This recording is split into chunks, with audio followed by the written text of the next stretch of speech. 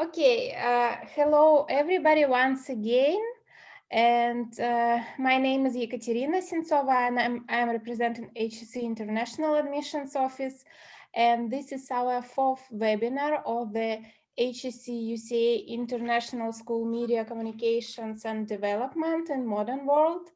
And I'm happy to introduce our today's speaker, Professor Oleg Dmitriev. He is academic supervisor of the International News Production Master's Program.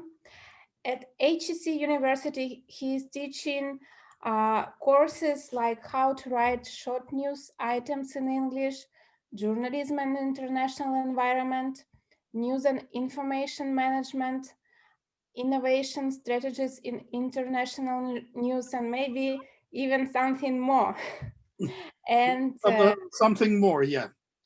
and as I found, our professor, also advisor to the state news agency Russia Today, or Россия сегодня in Russian. And well, actually, these are two different things. I will explain this in the lecture. Yeah. Okay. And the topic of our today's meeting will be media in the era of COVID-19, the skills and talents of the 21st century journalists. And I'm giving the floor to you and to our students. You can ask your questions. After lecture, we will have a session with questions and answers, and just text in the chat. Thank you. Yeah, all right. So hello everyone, and just which city you are in? Are you all in Bishkek or in Almaty or in Astana? Which city are you in? Oh, our students are in Korog, Dushanbe, Bishkek, and Naran. So between Oh yeah, well actually that's really nice. Well, just I've been to Bishkek dozens of times. I've been to Dushanbe, and my dream is to go to Korog someday. We would be happy to have you. Yeah, well, I heard a lot about your beautiful cities. I met some people from Badakhshan when I was in Dushanbe, and yeah, so that's great for me to be here. So I looked through the website, and I just really seen some places that I know very well, because just when I was young and I was when I was a reporter, so we had some training seminars in Dushanbe and in Bishkek as well. So yeah, that's my pleasure. And you know, when I was young, I sometimes said that when I go to Central Asia, my soul is like having a vacation. I don't know, I can't explain it, but just even though I work too hard when I'm on the road, when I'm on a trip, so there is something really enigmatic or mysterious or interesting in your region that moves my soul. Just I can't explain what this is, but I've got many friends just in your part of the world. So thank you so much for having me today, and thank you, Katya, for inviting me. I believe that you met two my colleagues that I love so much. This is Alexei Nikolov, who gave you the first lecture, and well, Ilya Kili is also my colleague of mine, and Varvara Makarevich, who became one of the stars of Russian television, central television channels. And Varvara was my student just about 10 years ago. And now I invited her to teach at my program, at our program that we designed with Alexei Nikolov called International News Production. So just I'll send you the link to the program. Maybe you'll take a look, and maybe you'll find some, you'll find this interesting, and I'll be ready to answer all the questions about what we do here at HEC. But today we are going to talk about two things. So, and that is something which is brand new. That is something that neither of us, neither you nor me did not expect exactly a year ago. And for you guys, that is also a problem because, well, China is nearby, and COVID originated here, though China is not like the biggest country that is suffering from COVID right now. But yeah, that is the topic. COVID-19 really changed media environment, and what you are going to find out today is my thoughts and ideas on how it is developing. So please pay attention to the fact that this is not a purely academic study, because I combine the skills of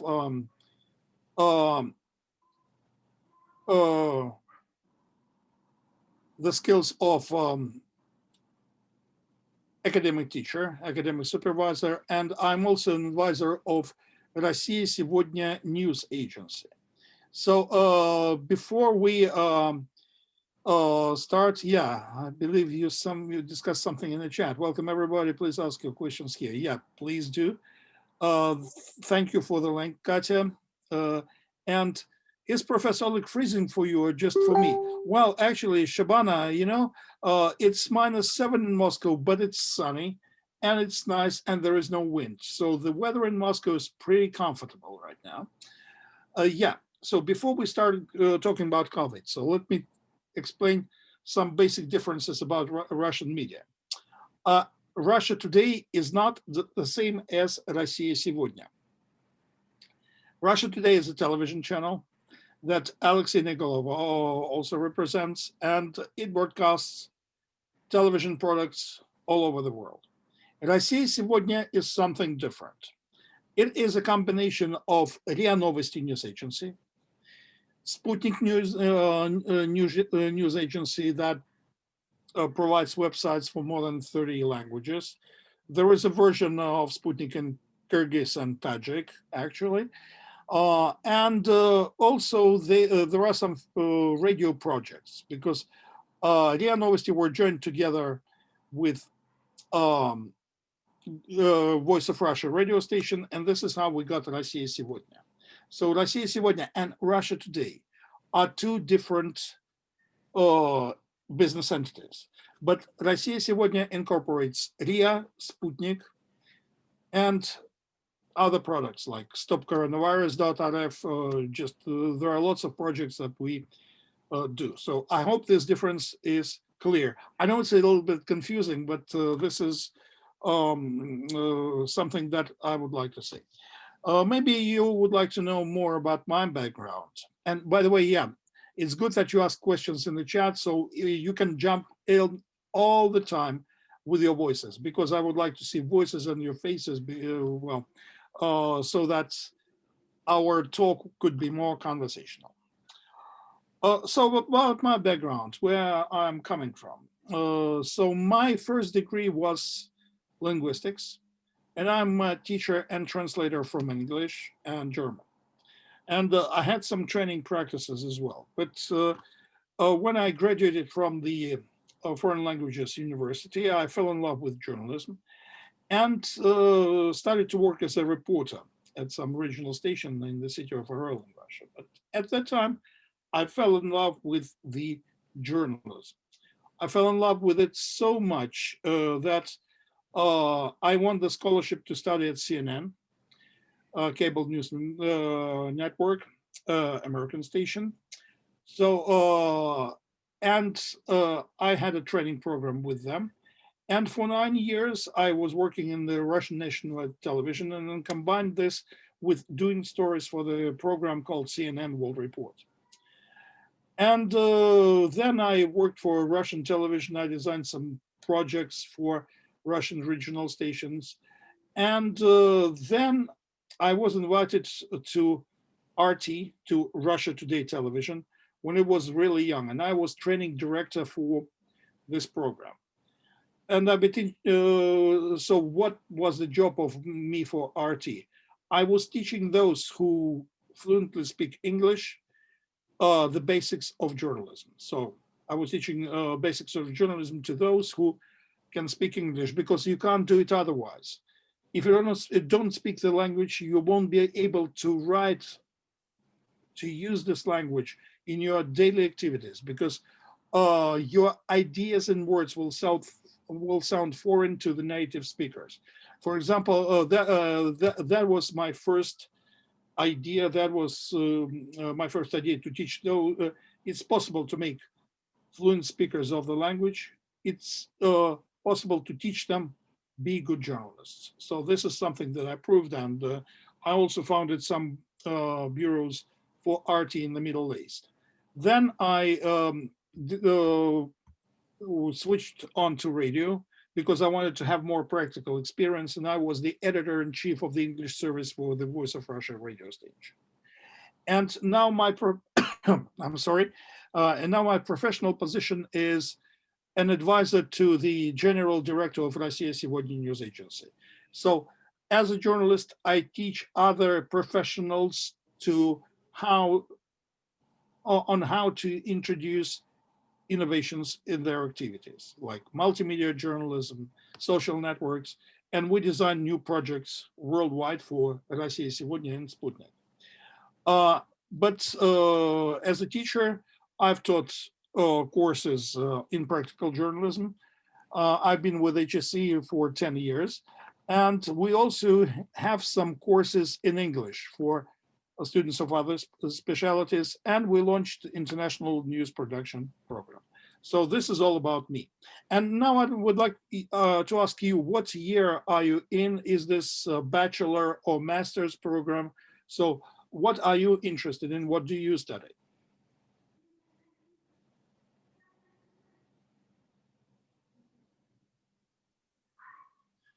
Yeah, can somebody tell me? Most of the students here are communications majors. So yeah, welcome to the club. Yeah, I also teach like basics of communications. Yeah, from freshmen to seniors. All right, so we have the great group, the whole variety of this. So now let me go back to the presentation. And I'll switch it on and we'll continue. I hope I can demonstrate the screen. Yeah, all righty. Now, that's, do you see that? Yeah. Do you see the presentation? Hello? Yes, we can. Ah, okay, great. Yeah, so that is what we are going to talk about, how this changed, the world changed the activity. You know, these are the key editorial values worldwide: accuracy, balance, impartiality, and fairness. Sometimes people, what I do in the media, so sometimes I got the notion that Russian media is propaganda. Like when I was talking to the colleagues from the West, they told me, you're all propaganda. I said, well, the basic principles of journalism are the same, but the editorial values will be quite different. And these are two different things. So when we are in journalism, so we have to be accurate, balanced, and impartial, especially in the times of pandemic, because the least thing that we can do is confuse the viewer, the listener, the reader with figures. Because otherwise they will not believe us. And this is something that would pay special attention to, especially in Sputnik, especially in RIA, because RIA updates figures for coronavirus all the time, all the bases, and they are pretty good at giving the number of confirmed cases regarding coronavirus. So these are key editorial values just for all the stations, for all the media entities in the world. And this is something to really pay attention to. So yeah, editorial values differ, but the key principles are pretty much the same. All right, now let's move on, and I ask you the question. COVID-19 and modern media, what do they have in common? Oh, I'm sorry.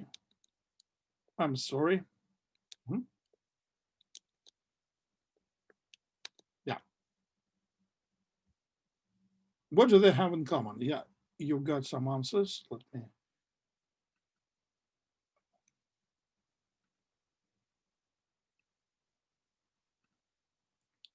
Yeah. Mhm. Mhm.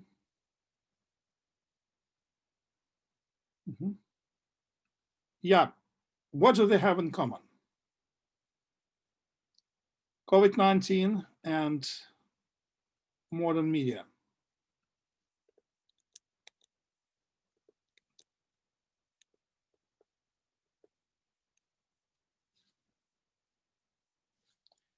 Fake news, unfortunately, yes. Fake news. Because actually, you can really find some fake information in the media. There are lots of fakes about COVID-19, and this is something that we're going to talk about. Audience that has limited access to information. There were lots of rumors regarding COVID and regarding other political things when it all started. Yeah, fake news, both depend on accurate communication for the sake of society. Well, actually, we never know. Accessibility, conspiracy theories, right? Oh, you're brilliant, guys. But the two main things for me are with COVID and with media. Number one, we never know, now we don't know the way this is going to develop. This is something which is brand new, especially new media and COVID-19. And we do not yet know the development of the situation because nobody has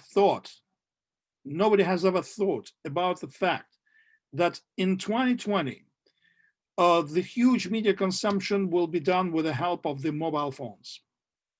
Nobody has ever thought about that. Now it's all over the place, and we never know what next product is going to be. And we'll never know and we'll never know the way the virus is going to behave. Tons of resources, yeah. But another thing is COVID-19 and modern media exploit viral strategy. COVID-19 is a virus. And sometimes in the social media, you've got a lot of viral messages that spread all over the place. So they may be right, they may be wrong, they may be fakes, or sometimes not just fakes. Fake is something that you do to confuse viewers, but sometimes the information might not be accurate, so that sometimes is also considered as fakes. And this is something we'll have to pay attention to again. So COVID-19 is brand new media, is getting more and more up to date with the rest of the world. So that's one feature in common. And the second feature is both. Proliferation of news. Yeah, Kairat, I agree with it. And also, they both have viral nature, both COVID-19 and the media. Yeah.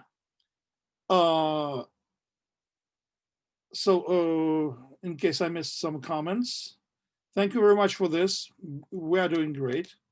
And then this is something which we consume every day. Cases stopped globally. This slide is old now. It's unfortunately the figures are rising. We get all the things like that. We get too many figures. And that is the problem, because sometimes the journalists report only figures, the number of dead, the number of those who survived, the number of those infected with the number of those whose cases have been confirmed.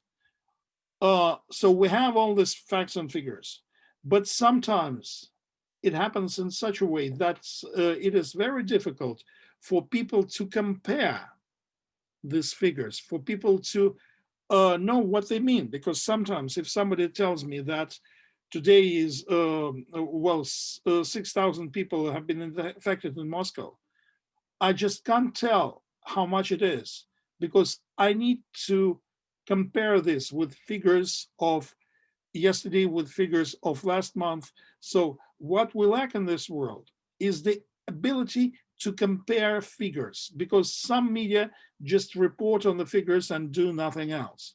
So yeah, that is something to realize, that there are too many figures and the reader can be quite confused with the overload of information that is pouring onto the consumer. Huh? So that is also something to realize. Then, what do we mean by the terms? We use lots of terms to denote this pandemic: coronavirus, COVID-2, and COVID-19. What is the difference between them? Do you know that?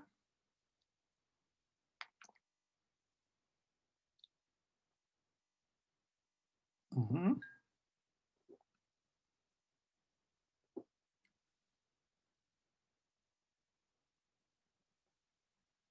You can write in the chat. The scientific terms, yeah, the same virus. Well, yes and no, not exactly the same. Yeah.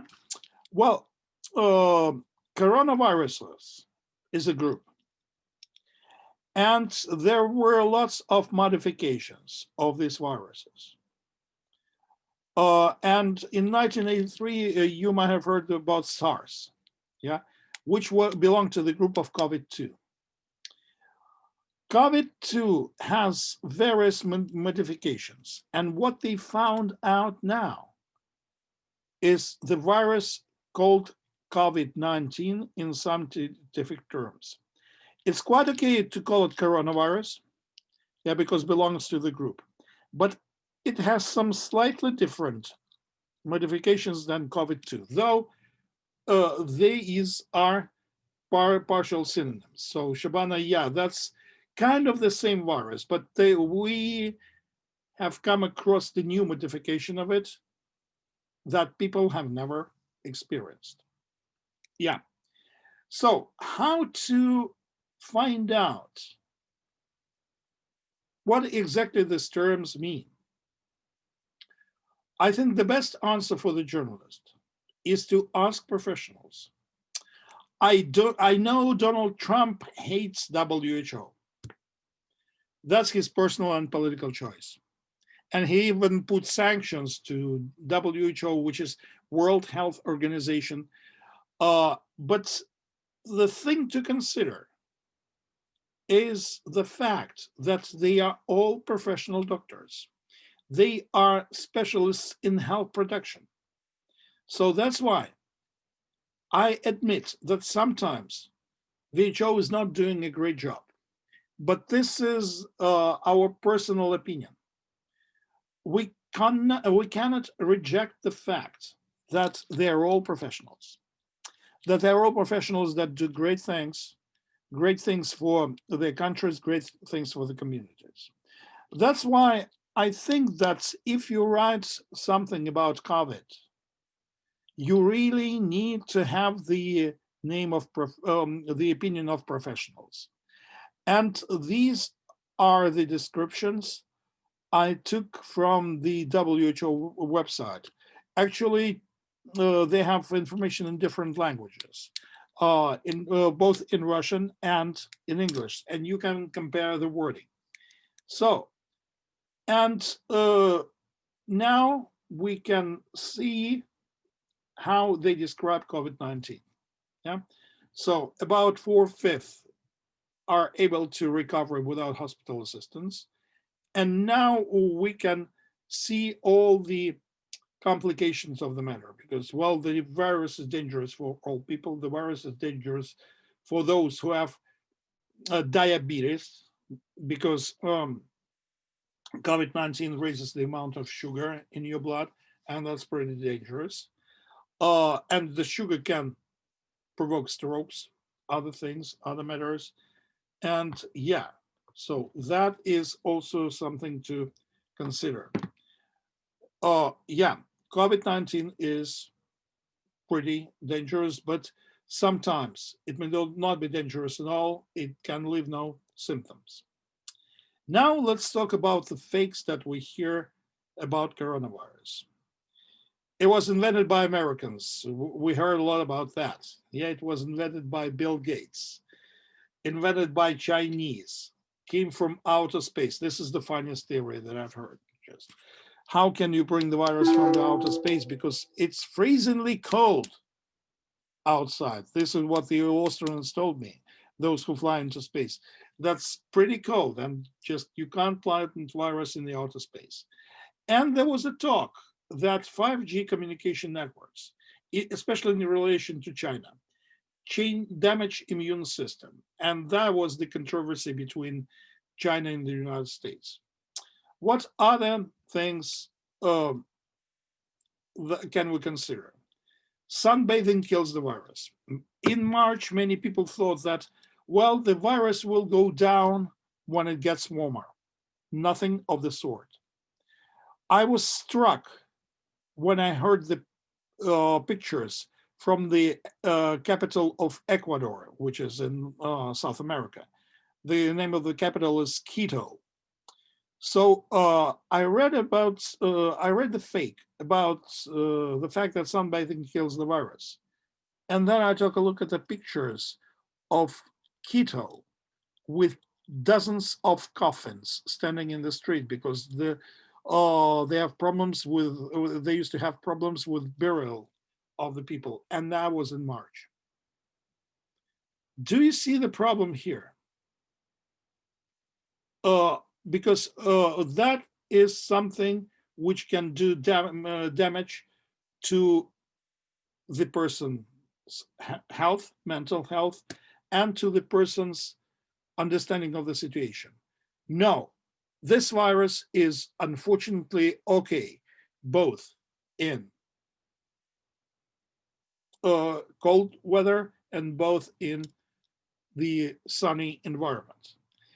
There were some other rumors that you kill the virus when it's hot. That's why I invite you all to Russia. We have winter. Well, this is not true. Though I know that it's freezingly cold in Pamir, right? And neither cold nor hot weather depend on this. Maybe you don't know, but in Russia, somebody spread the rumor in March, the fake news about the fact that garlic, ginger, can protect people from the virus. Yes, they can hold on, they can sustain our immune system, which is true, Lots of people I know believe in these fakes. Yes, Shabana, yes. Same was in Tajikistan about garlic. Yeah.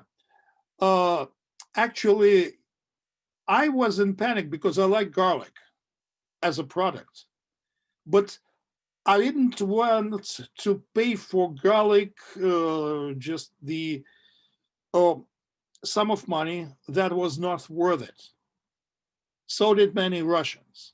So yeah, we believed in these things, unfortunately.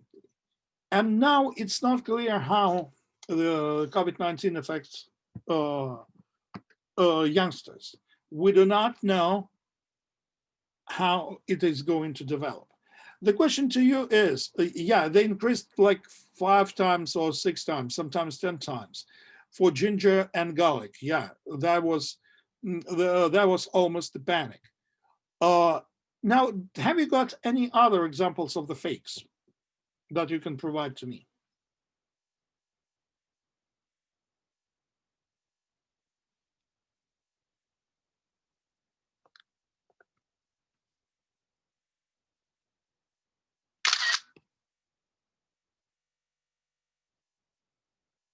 The world ran out of toilet paper, yeah. So, and this craziness started not in Russia, not in Europe.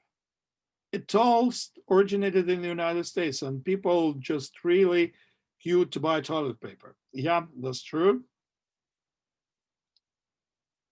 What else?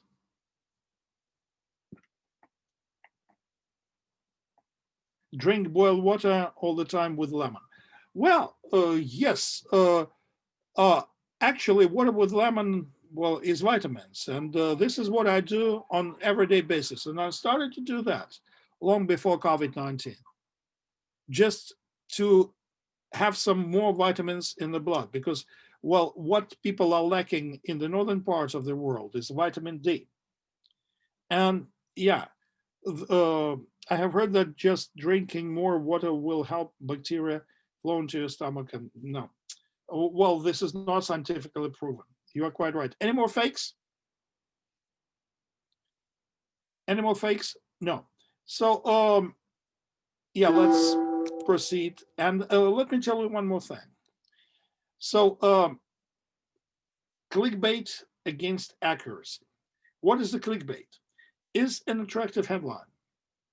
And sometimes when you use lots of terms, when you really believe that your audience trusts you, they may misinterpret your words in such a way that nobody ever believes. For example, in April, there was an interesting study of two American channels, Fox News and MSNBC. What do you know about Fox News? Have you ever come across this name? Yeah, it favors Trump. Yeah, it's pro-Republican. What do you know about MSNBC? Just maybe you don't know that. I'll just type this in the chat. MSNBC. Oh.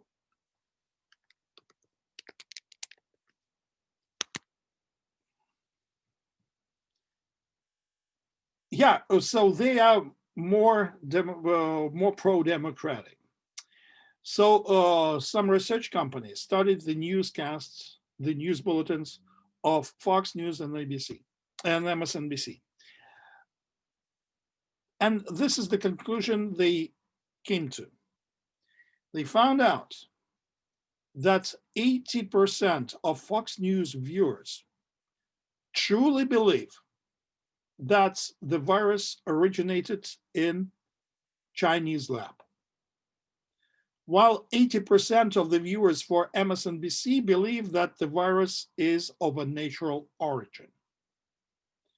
Now the question is, did Fox News lie? Or did journalists just do the job? Who is right and who is wrong here? My idea is that people watch and consume media in order to satisfy their own points of view. I doubt that Fox News said something of the kind. They did not come up with statements. They came up with opinions. But if your audience believes you, they may do wrong conclusions. So this is what happened to Fox News. They really strongly believe, because of all the coverage, of all the facts, that the virus originated in the Chinese lab. Yes, there were accusations about China, but this was not the proven fact, though the audience strongly believed that it was a fact. Yeah, tunnel vision. Yeah, that's a group thing. Yeah, Piman, yes, that's true. Tunnel vision, exactly the term.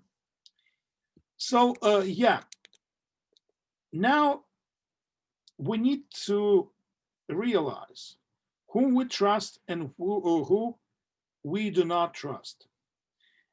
Every time we have the information about COVID, and every time we have the information about other subjects, we need to define what the source is all about.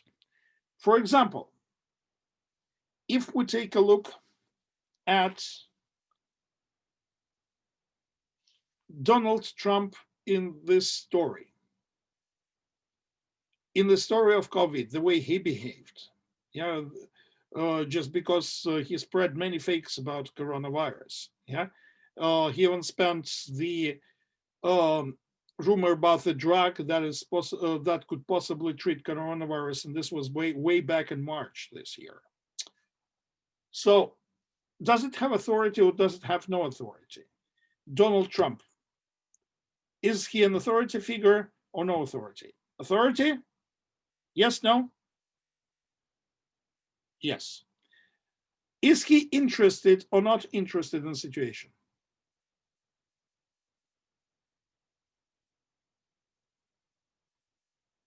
Is he interested? Yes, he is interested. Yeah. Informed or not informed on the issue? Informed or not informed? Well, I think that he is partially informed because from his actions in March, he did not understand the scales of the catastrophe, the scale of the pandemic. So he was partially informed, yeah, but not communicated. Yeah.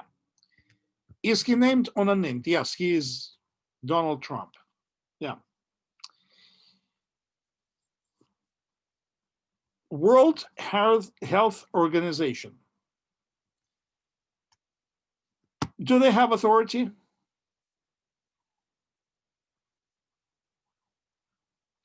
Yes, but not much because they do not have power. Yeah, they do not have power over what? Yeah, they are renowned specialists, but they don't have enough authority. So that's in between. Yeah, are they interested? Yes. Are they informed? Yes. Are they named or unnamed? Well, here lies the problem because in this case, the name is too common. Just we don't know the real people that stand behind it. That's why the information might not be trustworthy. So what is happening is Trump has authority, is interested, not that informed and named. WHO has no authority, interested, informed, and the name does not tell us much. So this is how we can analyze the sources and define the people that we are going to talk to. So this is our amount of trust that we can allocate to these people. Yeah. All right, let's go next. Professional complications. Too many terms, too much statistics, and huge discrepancy in various sources regarding the figures. This makes COVID story very hard to verify. But we need to be very precise in the terms when we portray the detailed things. So what I like about the modern media, this is from Al Jazeera, by the way, but there are some long reads like that everywhere. How to overcome misinformation within the times of coronavirus. You can find similar stories on the website, and they are a good collection of all the professional advice for any people, any types of people who would be willing to read this information to know what is right and what is wrong, what one should do and what one should not do forever and never and never regarding the information for COVID-19. Well, this pandemic changed the role of a journalist, changed the role of the media. You know, there were lots of planning meetings for journalists before COVID-19. People love to talk for a great amount of hours to discuss their future projects, future activities. But now it happened in such a way that the pandemic made it more effective. And what we get now is lots of open data. And that's why if we have open data, we work on the stories in a better way because we may analyze figures, we may analyze various data, in various form. We can position them in the form of the timeline. We can position them in other forms. So open data is something which is very important. And now this is the age of data journalism. We need to learn to analyze the data. And I can scare you, but my prediction is that sometimes mathematics will be essential for journalists because we need to learn to process data. And this is what coronavirus showed us. Well, for example, we see lots of data in social networks. Like in this map, you see that the most vulnerable are Afro-American red enclaves that mark the communities of people that suffer most from COVID-19 most of all. So these are poor urban communities, and they are really under threat. They are really under attack to do so. Yeah, that's another example. I like the colored schemes. I like the maps. I like the colored analogies. I like everything what is covered. Yeah. So this was the map from half a year ago. Well, actually, this is what Reuters did. I did a screenshot on that. So these are the circles that get bigger or larger. And that depends on the data they gathered about COVID-19 situation. So that is also the case. That is also interesting because with these tools, with graphics, with data journalism, we are able to understand story in a better way. Well, global tracker that works all the time. When on this site, we have the updates of the news on a recent basis. This is the Russian site, stopcoronavirus.rf, and if you want to have detailed data, you'll get the map and the divisions of all the figures according to the region. And what I like about sites like this, they are really representative. We don't have too much text. We have figures, we have tables, and the reader can can make his own conclusions on behalf of these figures. So too much text is not helpful in the stories about COVID-19. This is something that I have noticed. Have you noticed that there are lots of graphics, tables, infographics when we talk about COVID-19? Have you ever noticed that? Yes, yeah. Too much graphics because the story about COVID, the spread of the COVID, is not very visual. Yeah, we can show people that suffer, but that's dangerous for journalists. How can you show isolation? The picture of empty street is boring. I mean, the lockdown. How can you show the lockdown? The picture of the empty street is boring.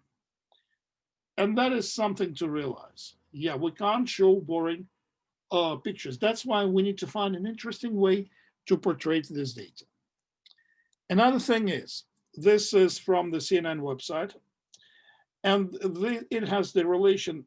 Is this called provocation? Provocation, just what do you mean by, in what relation, Kairat? In the infographics, like the fake news and etc. Mm-hmm. Well, actually, that's a good question. Thank you so much for this. Now I will tell you what I mean on this example. Well, this is the story from CNN. Spanish government boasted about the fact that they are one of the best in the number of total tests performed in COVID-19. And see, this scheme tells you that they are on the 5th place after the United States, Russia, Germany, Italy, and Spain. But there is another criteria which analyzes 1 million tests performed per 1 million residents. And here you won't be able to see these 5 countries: United States, Russia, Germany, and Italy. You see Spain, but their successes are long before. So I'm sorry, just something happened. You see that Spain is in the bottom of the list. So these are not fakes. These are the different criteria that are used for the analysis of all the sources. And that is something to realize. That is something which could be paid great attention to. All righty. How does it affect journalists? We optimized our work. We improved the communication because now we don't have to sit in the boring meetings and listen to the stories, where most of the journalists are at home or somewhere, and we communicate through the through the messengers, through Zoom, and so on and so forth. And there was a boost in newsroom transparency. When you are online, you see how they approach situations, how they approach various stories. And what I'm trying to say is that the fact that the editor is not the most important part of this COVID coverage process. It is more important to journalists becomes more important because he might be at home or at a location and he communicates with the newsroom by various gadgets. And a lot depends on the journalist, how he can structure the story, how he selects his order, how he selects order of the story, priorities in the fact. And right now, good journalists are really in high demand because editors have less and less tools to check journalists. So the journalistic processes in COVID era become more and more sophisticated, and a lot depends on the journalist. What do you think about this? What is your idea? How did COVID change journalism?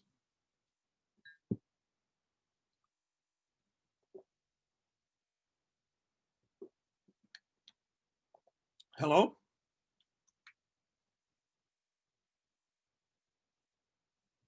Any ideas? You can write those in the chat. It created new opportunities, yes, for online projects. For example, now there are a lot of videos, promo videos that call you to stay at home and that promote Zoom. There are a lot of them. Yes, Kairat. Perhaps manipulation is a better word. Yeah. That's about the previous one. Yeah. To get us information from different sources. Yeah. One source is not enough. I have a friend whose name is Sean Thomas. He's an anchor for Russia Today. And he has a very famous phrase that, of course, it's a joke, but I like it. He says, well, if your mother says she loves you, please find another source. And you go to your senior brother and says, does my mother love me? And the senior brother will always say, no, she does not love you. Yeah, we need to take a look at more than one source. Encourage more empathy and ethical considerations. Right. In order to get information from different sources. Yeah. More empathy. We'll talk about this in a second. Because, well, we can't treat COVID-19 patients as criminals. This is something that we should not do. Another problem with this world, with the world we live in, is how to find good experts from the story. Whom are we going to talk? I found out about the fact that some people who know everything about virus do not know, let me formulate this. Some people who know much about viruses, they don't know anything about pandemic. They study just viruses and they don't study how the virus spreads. But those who studies uh, epidemiology, they might not have good understanding of the virus. So these are two different specialities that we are talking about. Economists are also important, but the economists can never predict the behavior of the consumers in the COVID era because this situation is brand new to them. And we might have specialists from experts in other fields as well. Well, so that is also the problem, who we need to talk to when we talk about COVID-19. Yeah, what else? Like the dark side of COVID-19 is fake news, the citizens' dismay, the people are angry with the situation. They are social creatures. They do not like to sit at home. And that is why I think that it's very important to count with this, to pay attention to these facts, like the fatigue, the tiredness from the lockdown. That might lead to political implications. One of the reasons that Donald Trump lost the elections might be connected with COVID-19, his inability to cope with the situation, and this argument was used against him by his opponents, which is the Democratic Party. But the worst thing that can happen is the loss of respect for those who is infected. That is the dark side of COVID. Well, they should never, you should never keep this disease anonymous. You should talk about it, and by doing so, we will save the planet. That's also very important. Yeah, lots of articles were connected with the outcome of the elections in September and October, because many people made predictions, especially those who write for big guys like Forbes magazine.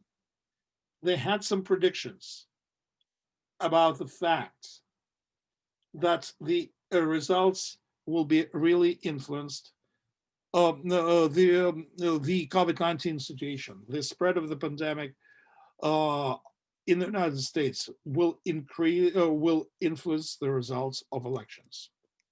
Yeah, like lots of things that connected that with the fact that coronavirus is not a disease for poor people.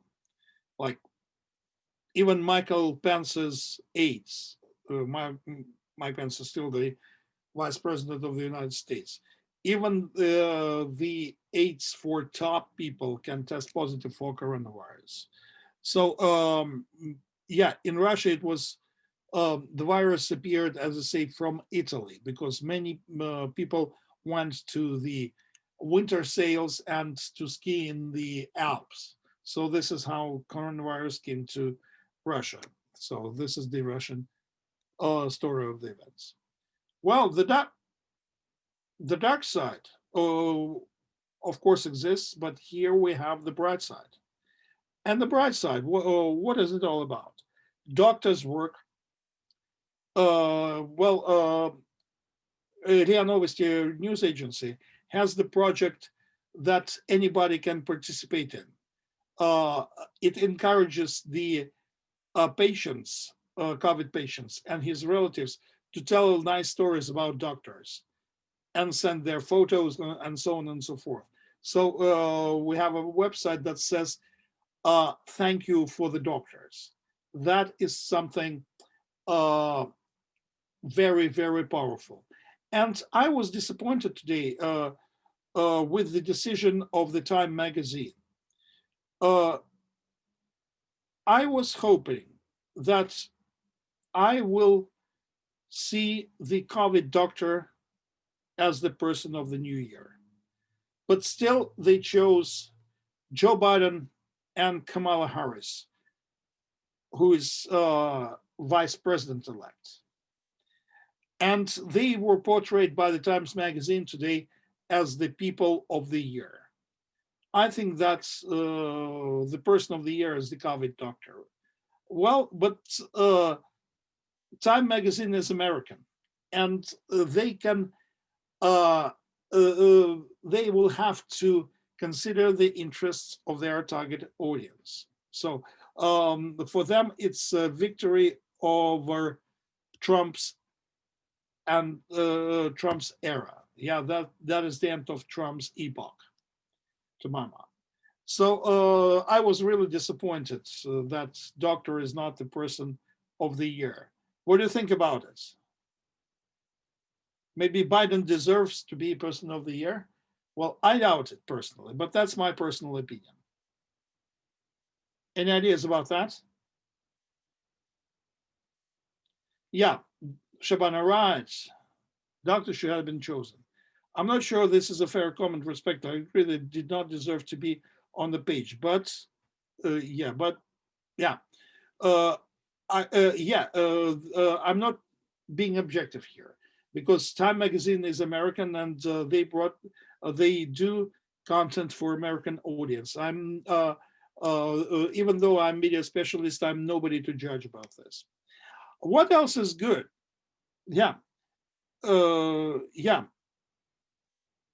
Time is still an American, and we had over too many deaths in the States, right? What was really good? What is another quality of COVID? Like cultural life online. In Russia, lots of people did their online concerts that people were watching during the pandemic.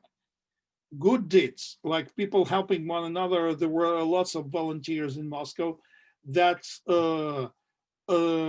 brought food and medicine to the COVID-stricken patients. Biden Harris haven't accomplished anything yet, right, Shabana? Yeah, Mamad Safo, right? They did not accomplish anything else. International aid. Actually, I'm proud for my country that we provided lots of aid for Italy when Italy was the worst point in Europe regarding COVID situation. But though this job was heavily criticized for political reasons by European Union. And I think the best idea is the cooperation with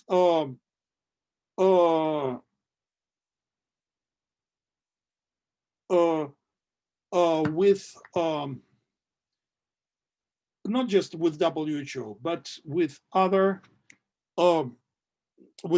entities. International cooperation is very important, especially when the borders are locked down. Yeah, and I like this article in some American publication of 10 positive effects of pandemic. Again, the title is very viral, but there are some positive effects. People started to sleep more.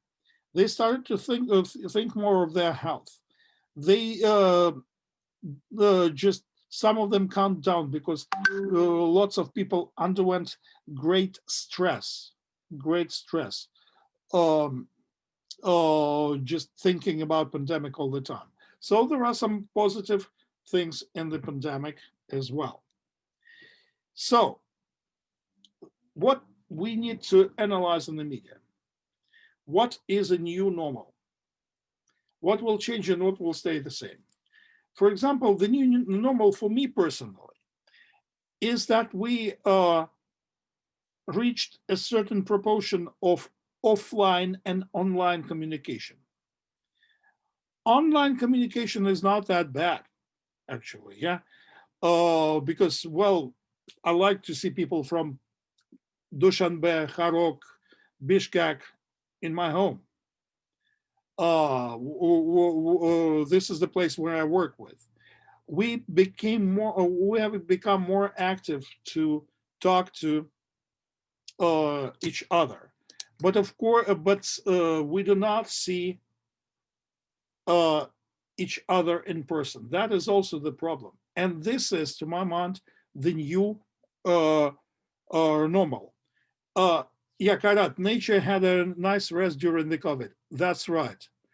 I have a pond. I have a small lake near my home where I walk, and all the birds and creatures, even the turtles. I didn't know there were turtles in my lake.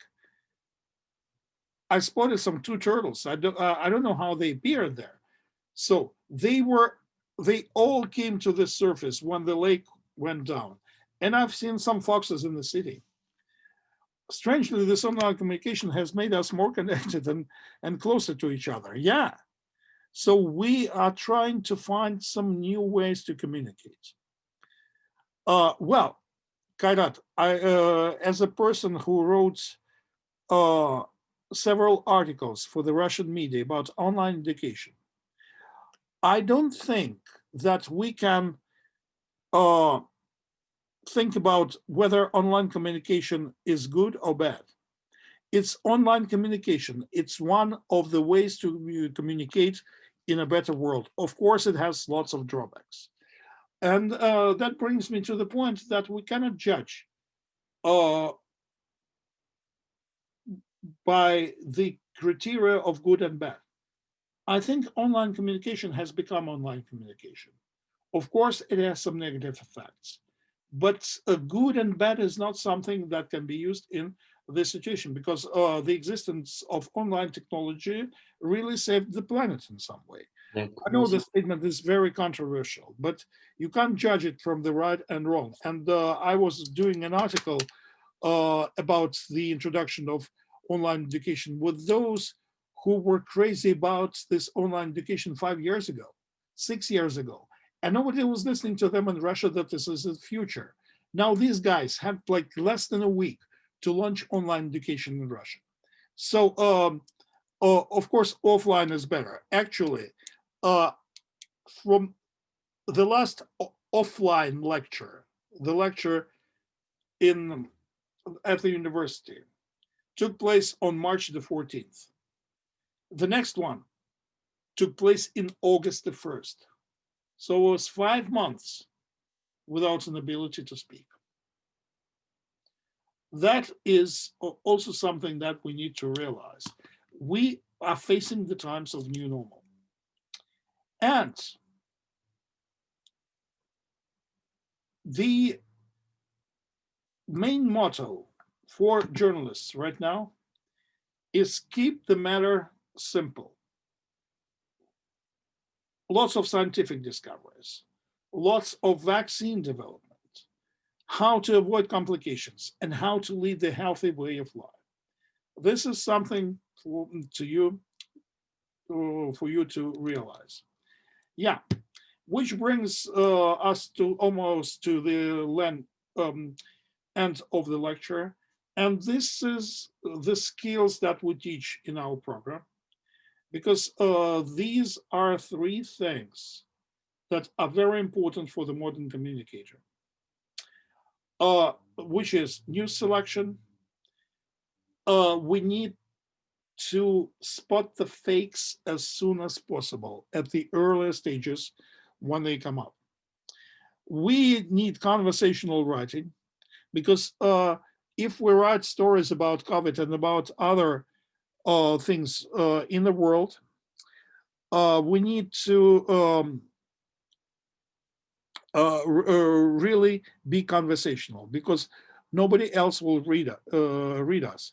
For example, why is Twitter good? Because it's conversational. It allows you to only less than 300 symbols to express yourself. And to my mind, that this is the future of conversational environment. Another thing for the journalist is the visualization. You'll have to be able to tell stories by pictures and other visual elements, not just by words. And that is the challenge for those who consider themselves to be traditional journalists, because they are really, really, really confused with the whole situation, and they did not have the ability to visualize this. So you guys are young, and really, it's really good. That is really, really good. And you can visualize things. You post lots of pictures on your social networks, and visualization of the story is also very important.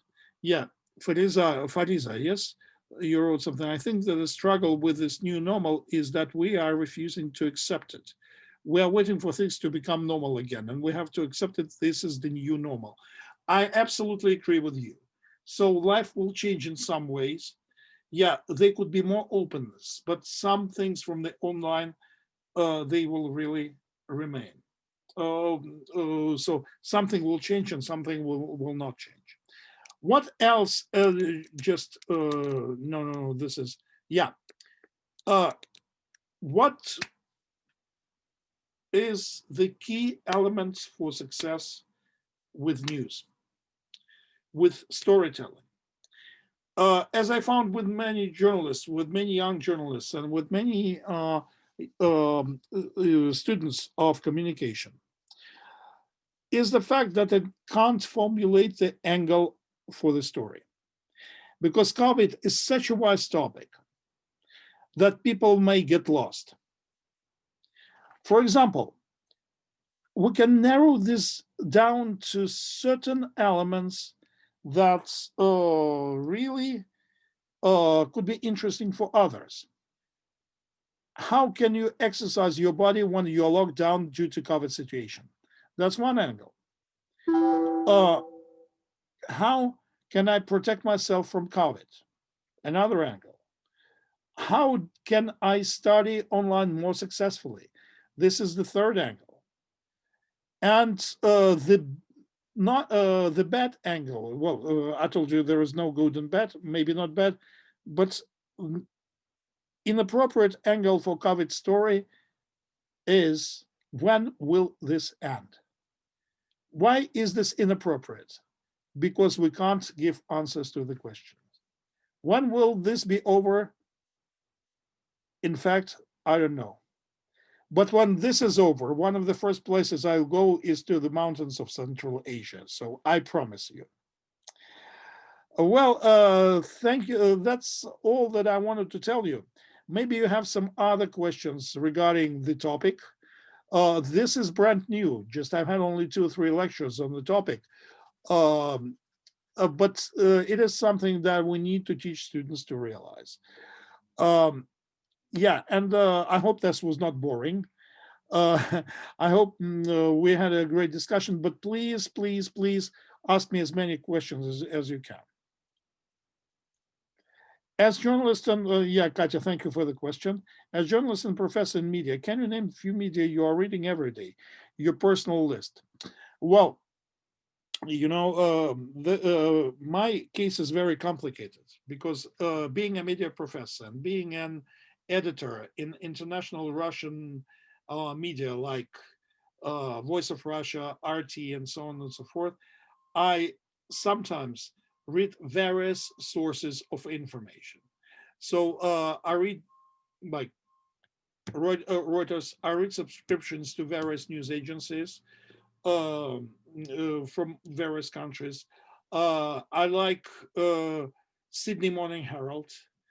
I like Russian newspaper Kommersant, which is really, really good. I like the New York Times. I also like the World Football magazine called World Soccer because I'm a football fan, a football and ice hockey fan. So if you want a lecture about international football, I can easily talk about it because sometimes I wrote a blog about sports that was portrayed on Sputnik and in some editions of Sputnik. So yeah, international quality newspapers, but also I pay attention to alternative international media like Al Jazeera, like RT, like NHK World, which is Japanese broadcaster in English, like Iranian Press TV, like Al Arabiya in Arabic, just all the alternative sources. When the mainstream media tell me that something is really, some country is bad, I switch to alternative media. So, and this is my motto, to combine alternative media with mainstream media, because this is how you will better this is how you will understand the world better. All right, any other questions? Yes, can I just comment, not the question? Yeah, sure, Kairat. Mhm. Okay, just wanted to say that as I've been researching on the communication lately, I have found a research by Richard Funds as saying that communication, like in real life, is consists in three things. First one is the words that we use. The second one is the body language, like so meaning your body posture, gestures, and etc. And the third one is the tone of your voice. So, and imagine now you were in the online platform. A lot of times we miss the two things. So the words that we use is the only 7% in our communication, as Richard Funds, let's say, says in his research. And other 93% is the body gestures and everything, and plus also the tone of your voice. And imagine in the online platform, we don't have the two of them, which means it gives us only the 7% of the communication. And the most part of the communication gets lost um, in the air. So we don't have the chance to express ourselves fully, our emotions, our what our feelings, what we're trying to say to a person, etc. I just Yeah, want to say that online communication could be a not a really good way. Like I don't want to say like it's a bad one, but it's not a good way to communicate because it kind of not develops but contributes in the fakeness of the news that are out of in the world. you know what? Thank you for the comments. I partially agree with you.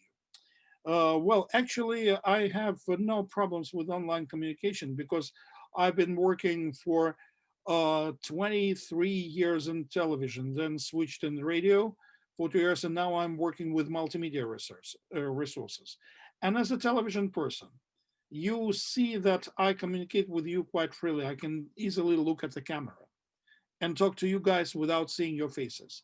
I'm a professional in that. I used to be a professional. I was doing many stand-ups and so on and so forth. I hope you like my conversational way of doing so, because I've been doing that for years. And the first online lesson was taught by me 8 years ago in 2012.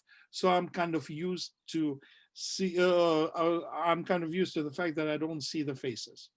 But you are kind of right, because like the what can we compare the talk to the camera? You know, it's not natural. It can never be natural until you train yourself to do so. So camera is an object, not a subject, not a person, right? Right? Yes. Yeah. Now the unexpected question is, what do we call people that talk to objects, not people? What is the disease that exists that describes the phenomenon when the people talk to the objects, not the real people? Addiction. Not just that. Mm, Schizophrenia. okay. Yeah. Yeah. So that does not mean this is not right to say that all the television presenters, that all the television people are psychos. No. They don't have psychotic disorders. They've been just trained to do so. But the good storyteller can exploit images, pictures, so on and so forth. And that's why I include this into my presentation. Of course, a lot depends not on the words, but on the visual environment. And we have to remember that Zoom that we use right now is not a teaching tool. It's just a communication platform that you can really feed with nice pictures, nice words, the words that can stay with you, the words can you, the words that you can really memorize. So I partly agree with you, but this is very complicated. This is something that exists in this world. Kairat, I hope I answered your question. Yeah. All right. Yıldız, yeah. Yeah, Yıldız. Yeah, because in Bishkek it's Yıldız. Yeah, there are, and I know it means the star. Yeah. Yes, it's Yıldız and it's star. Yeah. So you're Yıldız or Yıldız? Yıldız. Yıldız. Okay. Yes. Yeah. So, how COVID-19 how did COVID-19 affect freedom of speech and freedom of press globally? Well, I have not seen the statistics, but again, there is a great discussion in the society of where is the connection between the freedom of speech and the public safety. Most of the journalism deals with public safety. This is the hottest subject in the world. But sometimes people cannot express themselves because of the security reasons. How can we connect that? Well, for example, Sweden is the country that did not impose the lockdown during the first wave of the pandemic. But they still have high number of cases worldwide. Russia is right now is also, well, it introduces the lockdown, some restrictions, but not a complete lockdown. Yeah, while in the United States, there were no restrictions for the when the epidemic broke down, but now we can talk about lockdown in some areas. Yeah, so that's the definition that we can always argue about, that we will always argue about, because we still have an ability to speak, we still have an ability to express ourselves via virtual platforms. Yeah, we still are able to do so. That is why I think that this connection, we need to establish the influence of pandemic on the press freedom. Well, I think the most important here is the health of the person. So I think when right now we are reading about COVID, we don't know what to believe in. That's a big problem about COVID news. For example, right now, more news than in Italy. Well, yeah, that's also, yeah, or just, it appeared, the COVID-19 appeared in China. How did it end up in Italy? So that's always a mystery, and this piece of news has to be checked. That's absolutely right. We need to be cautious about all the bits of information. What I would advise you to do is always check the sources.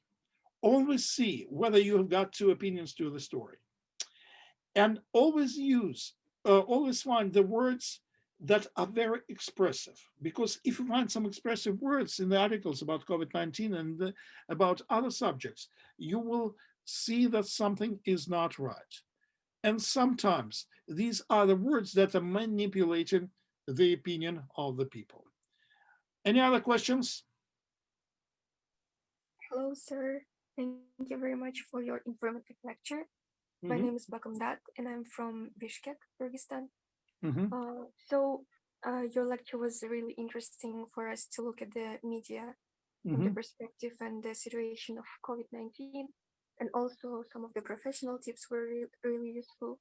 And I've been listening very carefully to you, especially because you're a person that is associated with RT, and that's a media that I'm interested in researching.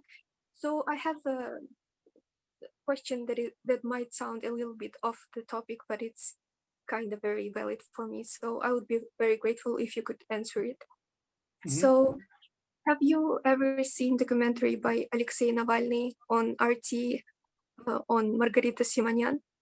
And that is called Parasites. And did it anyhow affect your work or your ethical considerations of working in such place? Yeah, thank you. Well, yeah, so now I work for Россия сегодня and Sputnik. I used to work for RT several years ago.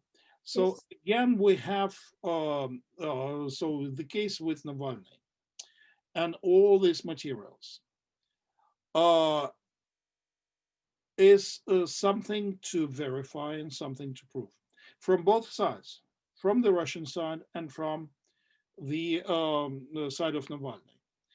Right now, we have a clash of several types of journalism. The objective journalism that we talk about, and the journalism of opinion. For example, just there were lots of articles on the BBC, which is a standard for word journalism,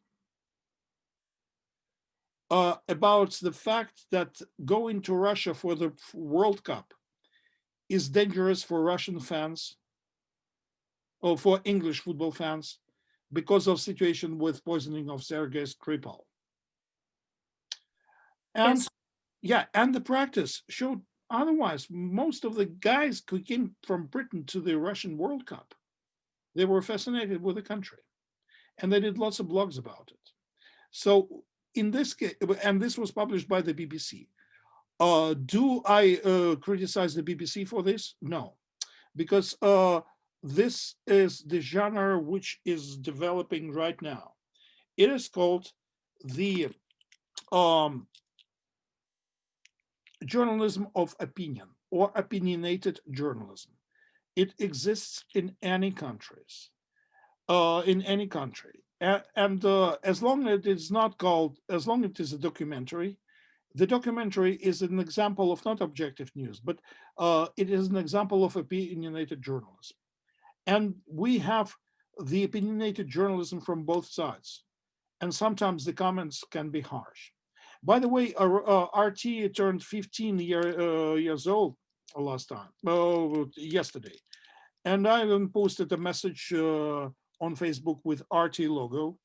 And just I admire the work that I did because we brought up many professional journalists and editors with my help. And being RT and being Sputnik, being RIA, let me tell you honestly, I've never received an instruction on how to cover this or that event. But look, we're all journalists, and in journalism, you never go to you never go to work with a commitment. All right, today I'm going to lie 3 times, and then the day after tomorrow I'm going to lie 5 times. This never happens. And speaking about working, my work, academic work, and my work with Russian state media. In 2015 in Budapest, I was speaking in front of the audience from Ukraine, Estonia, Lithuania, Latvia. So the countries that do not like Russia that much. And when I was about to introduce myself, I heard some like noise in the room. But then one of the moderators for the conference, the professor from Bournemouth University, he said, well, hey, your voice looks familiar and your face looks familiar. Are you Oleg from The Voice of Russia? I said, yes, I used to work for the Warriors of Russia, and I was the general manager of this radio station. And he said, well, you know what? And he addressed the whole newsroom. Russians have very good international radio. Please listen to that. And it does not matter where you work. The principle of honesty is something that you'll have to possess. Well, as far as the opinion journalism is concerned, it can appear everywhere. But as long as you are fair and treat your audience in a nice way, that means you are professional. Thank you. Thank you, sir. Mhm. It really did answer my question. Thank you. Sorry, say it again. It really did answer my question. It was great. Did I really answer? Yeah? Yes, yes. Thank you. Thank you, sir. Yeah, you're welcome. Any other questions? Questions, ideas, anything else? And you are a great group, you are a great audience, even though some people spoke, some people wrote comments. Well, the comments are really, really great. Yeah. Thank you, and stay in touch. And yeah, if someone has an idea about HSC admissions, so yeah, please welcome. And I hope I'll make it to Herok one day when it's all over. And to Dushanbe, well, and to Bishkek. Yes. Thank you very much. I think that's all for today, and we will have a recording of this lecture that's we will send to the students and to you, Professor Oleg, the link next week. And we see our students next Friday with another lecture.